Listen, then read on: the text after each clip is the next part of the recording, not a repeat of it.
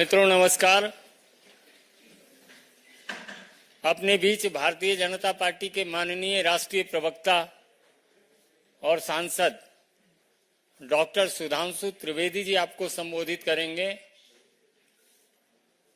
भ्रष्टाचार का दंश झेल रहे दिल्ली के भारतीय जनता पार्टी के प्रदेश अध्यक्ष माननीय वीरेंद्र सचदेवा जी भी आपको संबोधित करेंगे। मेरा विनम्र निवेदन है माननीय सुधांशु जी से कि आपको संबोधित करें।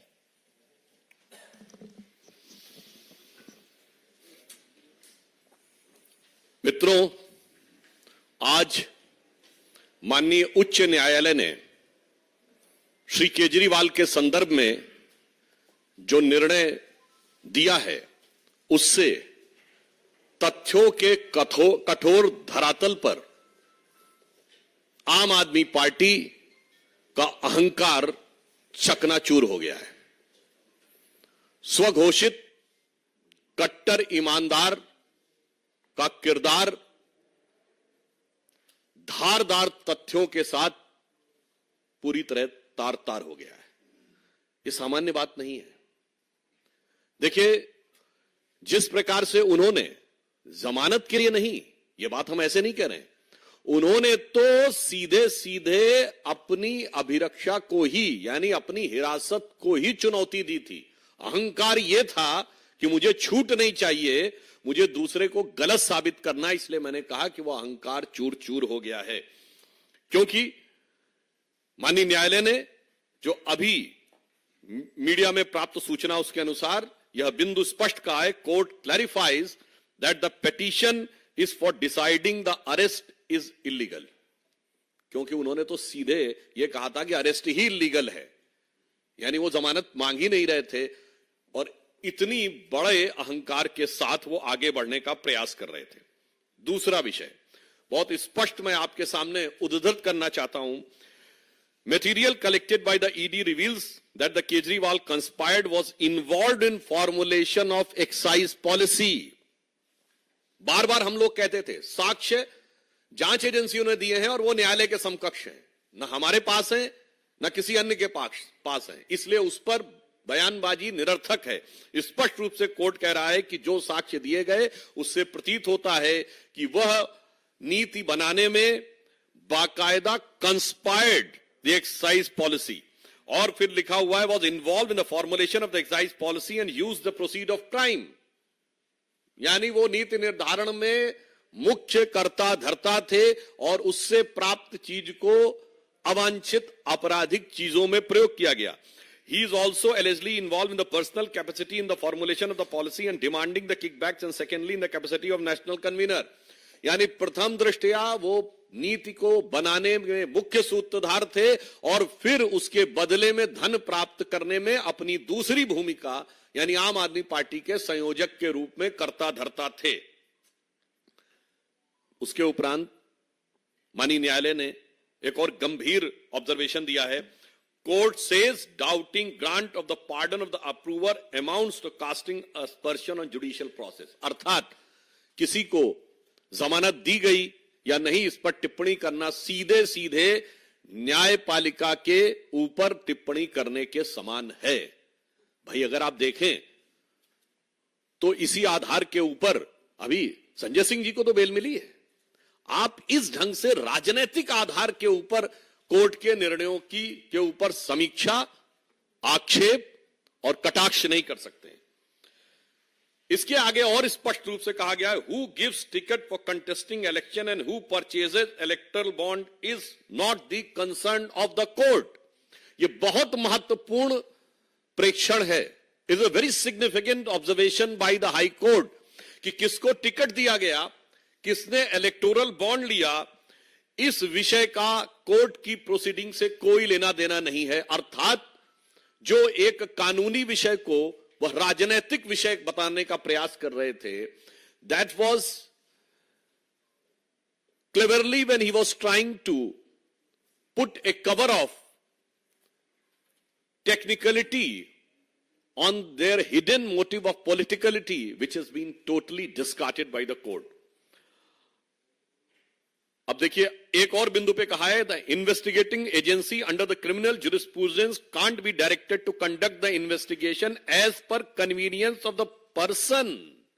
जो वो बार बार कहते थे कि ईडी हमें ये बताए कि इस तरीके से मुझे जवाब देना या उस तरीके से मुझे इस कैपेसिटी में बुलाया जा रहा है, इस कैपेसिटी में। बहुत स्पष्ट कहा है कि आरोपी को यह अधिकार नहीं है किसी व्यक्ति को कि वो ये तय करे कि किन नियमों, किन प्रावधानों या किस प्रक्रिया के तहत अथवा किस रूप में जांच एजेंसी उससे जांच करना चाह रही है।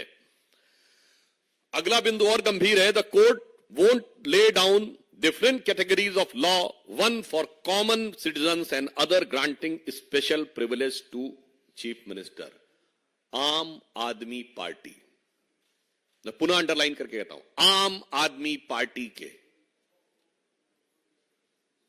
तथा कथित आम आदमी मुख्यमंत्री के बारे में स्पष्ट रूप से माननीय न्यायालय कह रहा है कि सामान्य यानी आम आदमी के लिए एक नियम और आम आदमी पार्टी के मुख्यमंत्री के लिए दूसरा नियम, यानी नाम तो आम, दीवाने आम, और चाहते हैं कि डील किया जाए दीवाने खास की तरह, तो ये खासो खुसूस खासियत पूरी तरीके से खारिज कर दी गई कोर्ट के द्वारा।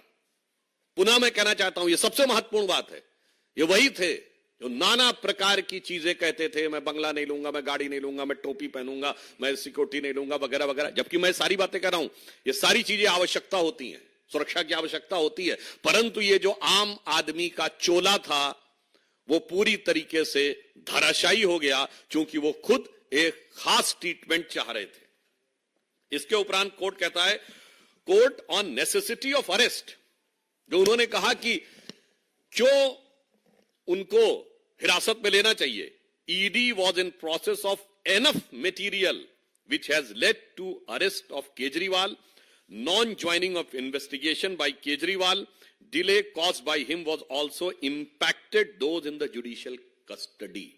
अर्थात उनका बार बार ईडी के संबंध को दरकिनार करना, जवाब देने से मना करना, यह गलत था और पर्याप्त मटेरियल उपलब्ध था उनसे पूछताछ और जांच करने के लिए। दूसरा, एक गंभीर बात कही गई जो बार बार न्यायिक प्रक्रिया को राजनीतिक रंग देने का प्रयास और उसके ऊपर राजनीतिक आक्षेप करने का प्रयास है। उस पर कोर्ट ने साफ कहा है, जजेस are bound by the law not by the politics. आप उसमें राजनीति करना चाहते हैं, चूंकि आप लगातार 9 सम्मन डिले कर रहे थे, चूंकि आपको पता था कि लोकसभा का चुनाव आने वाला, अनायास नहीं आने वाला था। इसका अर्थ यह हो गया कि आप न्यायिक प्रक्रिया को राजनीतिक दहलीज तक ले जाने का कार्य आप कर रहे थे। कोर्ट ने स्पष्ट कहा है, किसी भी प्रकार की राजनीतिक गतिविधि से न्यायिक प्रक्रिया प्रभावित होने वाली नहीं है, अर्थात टाइमिंग वाली बात ध्वस्त हो गई। देन उसके आगे और उससे गंभीर बात कही है, political considerations can't be brought before court of law. जो इस प्रकार की बात कहना कि चुनाव आ रहा है, वैसे तो ये लोग इस बात के बड़े आदतन शरारती हैं। याद करिए 2019 के लोकसभा से पहले कांग्रेस पार्टी के नेता भी वकील का चोला ओढ़कर श्री राम जन्मभूमि के मुद्दे पर भी यही कह रहे थे कि चुनाव आ रहा है तो इसको बाद में करिए। आज भ्रष्टाचार के मुद्दे पे चुनाव आने की बात पे कही तो कोर्ट साफ साफ कह रहा है कि किसी भी प्रकार का राजनैतिक संदर्भ न्यायालय के समक्ष देना उचित नहीं है। इसके उपरांत कोर्ट कहता है, court are concern with the constitutional morality not the political morality. Court साफ कहता है कि ये जो आप तथाकथित अपनी नैतिकता राजनीति का बात करते हैं, इससे कोर्ट को कोई मतलब नहीं है, वो केवल हार्ड कोर फैक्ट्स के बारे में कहता है। अब आगे की बात और भी गंभीर है, जो कहते थे चवन्नी नहीं मिली।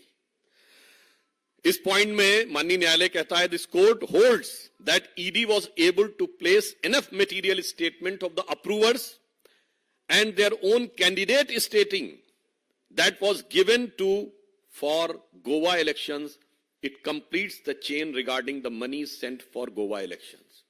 यानी जब उनके स्वयं के प्रत्याशी ने यह बयान दिया है कि उसको इस प्रकार का धन इसी स्रोत से प्राप्त हुआ है, तो यह प्रथम दृष्टया इस संदेह की पुष्टि करता है कि पैसा कहां से आया। जो कहते थे चवन्नी नहीं मिली, अब चवन्नी नहीं, वो करोड़ों का ट्रेल मिल रहा है। इसलिए हम ये बात साफ कहना चाहते हैं कि इंडिया अगेंस्ट करप्शन की अन्ना क्रांति से शुरू हुआ आंदोलन आज के में तब्दील हो गया है, यानी केजरी करप्शन क्रांति में तब्दील हो गया है। एक दशक के अंदर इतना बड़ा पराभव संभवतः भारत की राजनीति में कभी देखने को नहीं मिला होगा।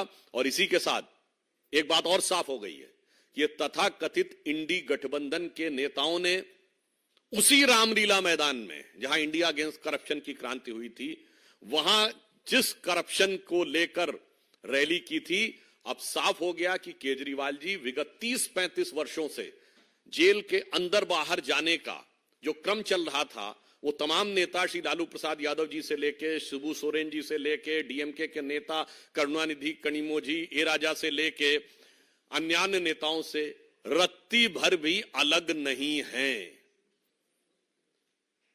न्यायिक दृष्टि से वो ठीक उतने ही दोषी हैं जितने नेताओं के साथ आज खड़े थे। तो आप सोचिए वो कहां से कहां खड़े हो गए। और उससे ज्यादा गंभीर बात यह है, आज आपने देखा कि तृणमूल कांग्रेस के सांसद जो कि पश्चिम बंगाल में हुई हिंसा को कवर फायर देने के लिए चुनाव आयोग के पास गए थे, तो उनको बचाने के लिए ये मौसेरे भाई आम आदमी पार्टी वाले उनको कवर फायर देने के लिए गए थे।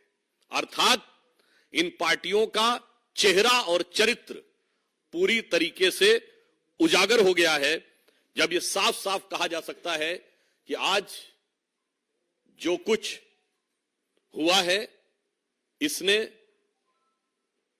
भारत की राजनीति में जन सामान्य के लिए और भारत के प्रबुद्ध नागरिकों के लिए एक प्रश्न छोड़ा है कि कई बार ये नई राजनीति के प्रयोग का छलावरण लेकर जो लोग आते हैं, उनकी अंदरूनी हकीकत क्या होती है, यह पूरी तरीके से आज साफ साफ सबके सामने आ गया है।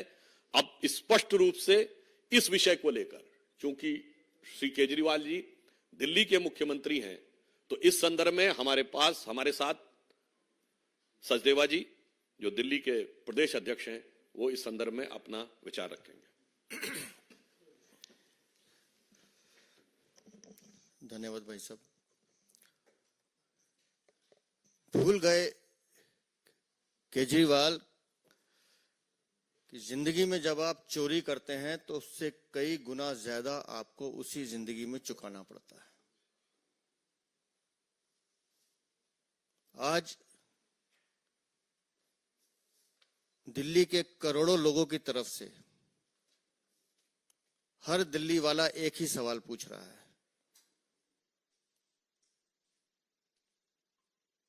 कि केजरीवाल, तुमने दिल्ली को शर्मसार किया है। एक दिल्ली वासी होने के नाते ये दर्द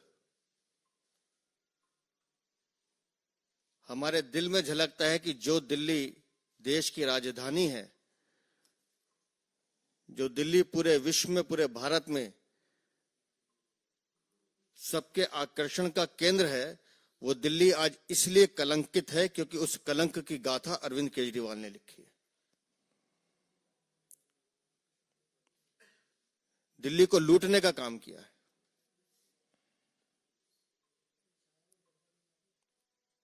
हमारे पास फंसाया गया है, हमें यह किया गया, सारे साक्ष्य मौजूद हैं। जैसा भाई माननीय सुधांशु जी ने कहा, अभी माननीय न्यायालय ने जो आज टिप्पणी की है, वो सीधा सीधा अरविंद केजरीवाल और आम आदमी पार्टी के मुंह पे तमाचा है।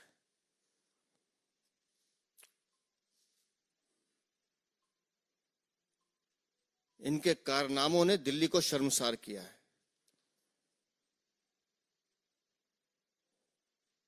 एक दिल्ली वाला होने के नाते पूछता हूं, क्या अब भी कोई नैतिक अधिकार है आपके पास कुर्सी पे बने रहने का?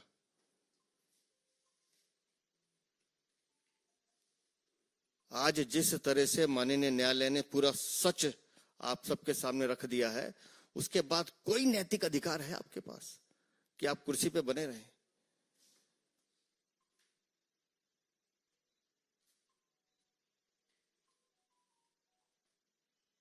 पूरी दिल्ली को लूटने का आपने षड्यंत्र रचा है। उन हजारों मां बहनों की हाय आपको लगी है अरविंद केजरीवाल, जिनके बच्चों को तुमने नशे में धकेलने का काम किया, जिनको पानी की जगह शराब की बोतल पकड़ाने का काम किया। हम मिले हैं उन माताओं बहनों से जिनके परिवार के लोग नशे में झूमकर आके उन पे हाथापाई करते थे, मारपीट करते थे। मुकदमे दर्ज हुए उन माताओं बहनों के खिलाफ भी, जो इसके खिलाफ आंदोलन कर रही थी। क्या जवाब देंगे ये लोग? बार बार चिल्लाने से, बार बार झूठ बोलने से झूठ सच नहीं बनता। ये बात आम आदमी पार्टी के सारे प्रवक्ता समझ लें।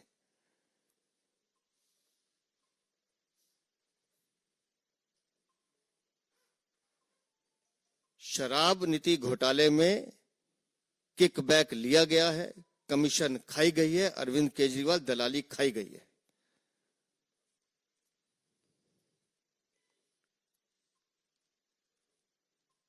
हर बार माननीय न्यायालय की टिप्पणी पर जिस तरह से ये लोग बयानबाजी करते थे, आज उसका भी पटाक्षेप हो गया।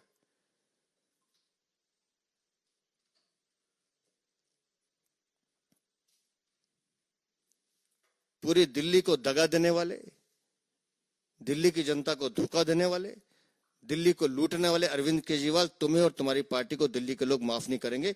ये बात हम 100% कह सकते हैं। मैं दिल्ली की जनता का दर्द समझता हूं।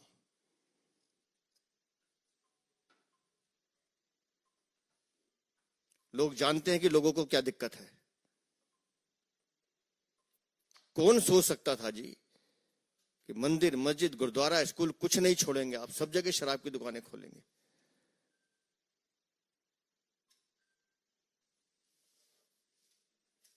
हम सब ने पढ़ा है, महात्मा गांधी लिख के गए कि शराब शरीर और आत्मा दोनों का नाश करती है। अरविंद केजरीवाल, इस शराब ने तुम्हारे शरीर का, आत्मा का और तुम्हारे चरित्र का भी नाश किया है। तुमने दिल्ली के विकास को भी रोका है, दिल्ली के विकास का भी नाश किया है। ये दिल्ली वाले तुम्हें कभी माफ नहीं करेंगे।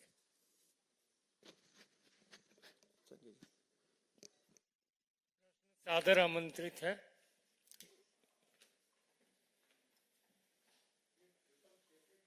नीरज पांडे जी।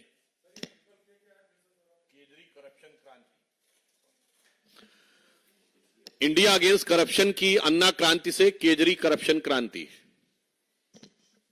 और कोई किसी का प्रश्न?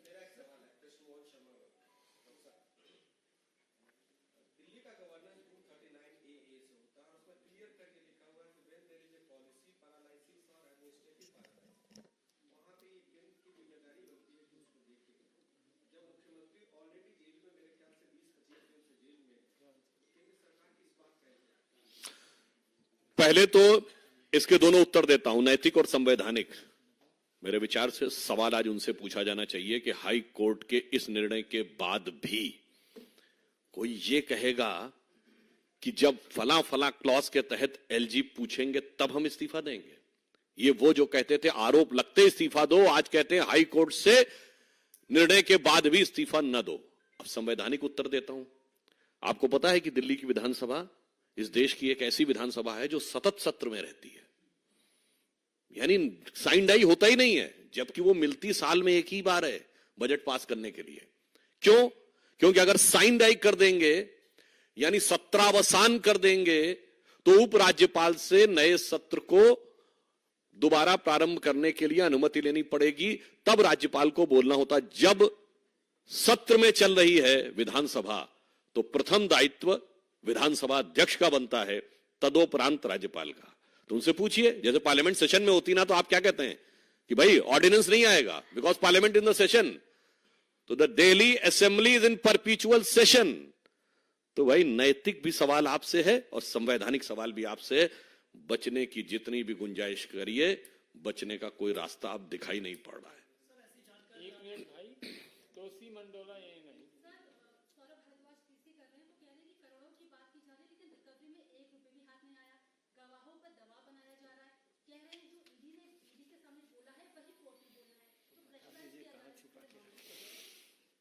देखिए, कोर्ट ने आज बहुत स्पष्ट कहा है कि जो बयान दिए गए हैं वो कोर्ट के सामने दिए गए बयान है, तो वो पूरी तरीके से वैलिड है।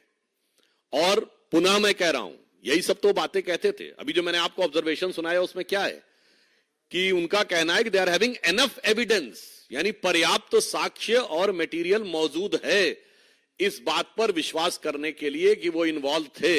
और कहां रखा है उस पर तो मैं कहना चाहूंगा यही तो पता लगाना है।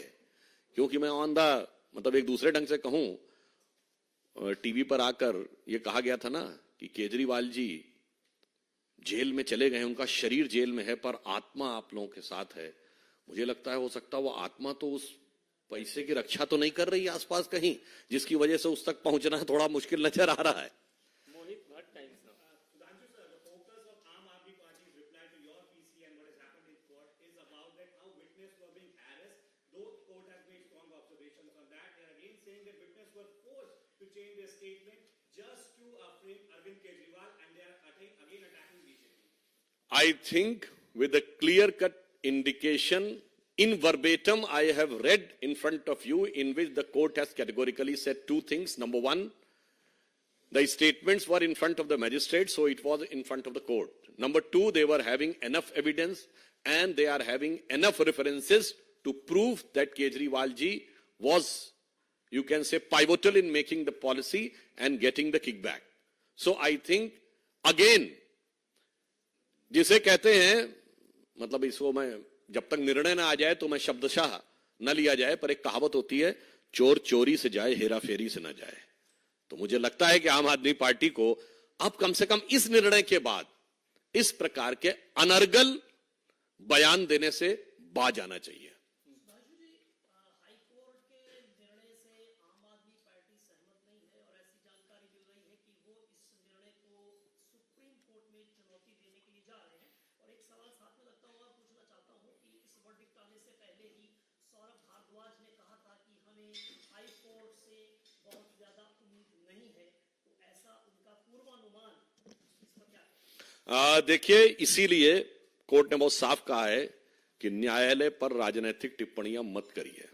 और आपने सहमत की बात कही, इतनी बड़ी लानत मिलने के बाद आपको लगता है कि सहमत होने की जहमत वो उठा सकते थे? तो जो कुछ हो रहा है ये इनएविटेबल था, ये अवश्यंभावी था। परंतु आज मैं कहता हूं अगर वही कोर्ट संजय सिंह को बेल देता है तो लोकतंत्र की विजय है, और वही कोर्ट केजरीवाल जी को दोषी मानता है तो लोकतंत्र समाप्त है। वही कोर्ट यदि इलेक्टोरल बॉन्ड पे वो निर्णय देता जो उनके अनुकूल लगता है तो लोकतंत्र की विजय है। वही कोर्ट अगर चंडीगढ़ पे वो निर्णय देता है जो वो उनको अच्छा लगता है तो लोकतंत्र की विजय है। वही कोर्ट राहुल गांधी की सदस्यता बहाल करता है तो लोकतंत्र की विजय है। और वही कोर्ट आपको दोषी सिद्ध करता है तो ये कहते हैं कि हमारा अनुमान ऐसा था। वैसे उनके अनुमानों पे क्या क्या कहा जाए वो तो खैर अनुमान उनके 13 साल से सुनते आने, परंतु मुझे लगता है ये राजनीतिक क्षेत्र में नैतिक निर्लज्जता की पराकाष्ठा है। This is nothing but the height of hypocrisy in politics if this type of statement and such a selective comment on the various judgement of the court.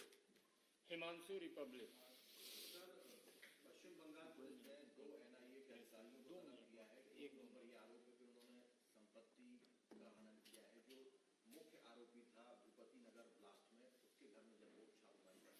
देखिए, जो पश्चिम बंगाल में घटना है वो बहुत दुखद और गंभीर है।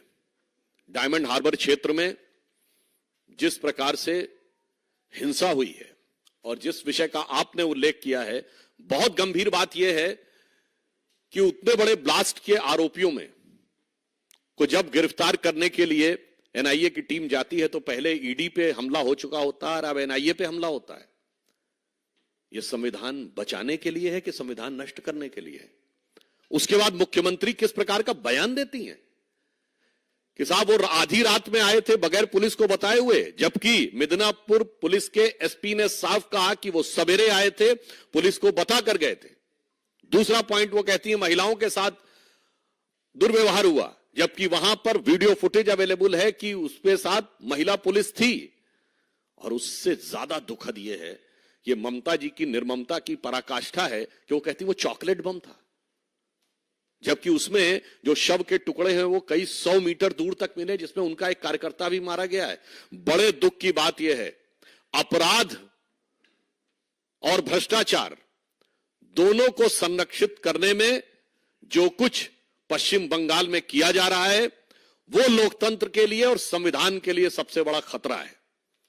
और वो सबसे बड़ा खतरा तृणमूल कांग्रेस की सरकार के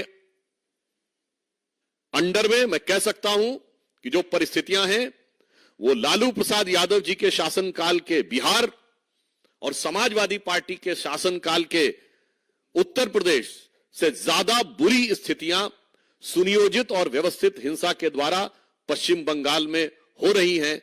उससे दुखद बात यह है कि जिस प्रकार से मुख्यमंत्री उनका बचाव कर रही हैं कि शाहजहां शेख का तो बचाव होता है और वहां तक तो ठीक था, अब बम धमाके वालों का भी बचाव हो रहा है। मुझे लगता है बंगाल के साथ, बंगाल की जनता के साथ, बंगाल की जनता के दर्द के साथ इससे ज्यादा दर्दनाक अन्याय नहीं हो सकता।